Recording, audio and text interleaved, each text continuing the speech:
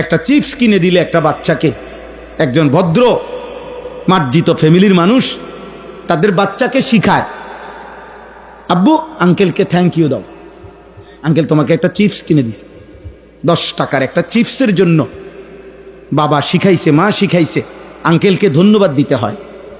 আর এই কায়নাতের সব কিছু দিয়ে যিনি আমাকে লালন করছেন তাকে সেজদা দিতে হয় না? এইটুকু শিখাইলেন না? কি ভদ্রতা শিখাইলেন, কি আদব শিখাইলেন বলে? আল্লাহ তাআলা বুঝ দান করেন। কুল হুয়াল্লাযী যারাআকুম ফিল আরদ ওয়া ইলাইহি তুহশারুন। আল্লাহ তাআলা বলেন, হে নবী আপনি বলে দেন, আল্লাহই তোমাদেরকে গোটা পৃথিবীতে ছড়িয়ে দিয়েছেন। কে কোন জেলায়, কে কোন দেশে, কে কোন ভাষায়, হ্যাঁ, সব কিছুর ফয়সালা কার? আমরা কেন কুমিল্লায়, তারা কেন রংপুর, আমরা কেন বাংলাদেশে, তারা কেন সৌদি আরবে, কার ফয়সালা? আল্লাহ।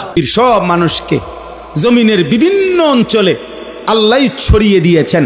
তবে ইলাইহি তুহশারুন, আল্লাহ বলে আপনি এটা বলে দেন সকলকেই আবার একত্রে আল্লাহর কাছেই হাসরের ময়দানে জমা করা হবে। সুবহানাল্লাহ।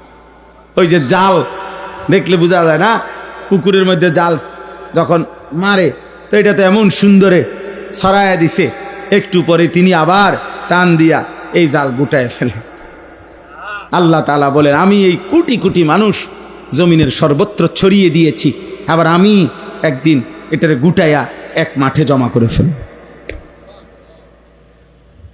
ওয়ায়াকুলুনা মাতা হাদাল ওয়াদু ইন কুনতুম সাদিকিন।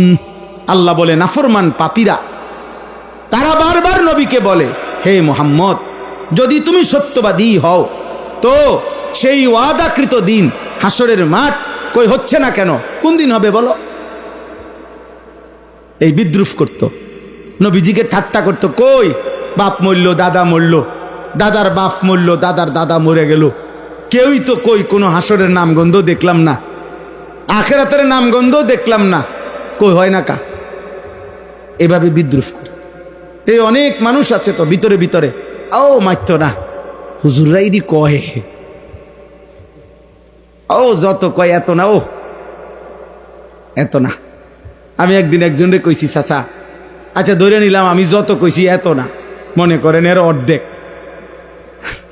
তা আপনি অর্ধেক ফিডা লইতেন ফেরবিন নি হেটা তো, তাহলে আমি যে এত কই এত নাকি?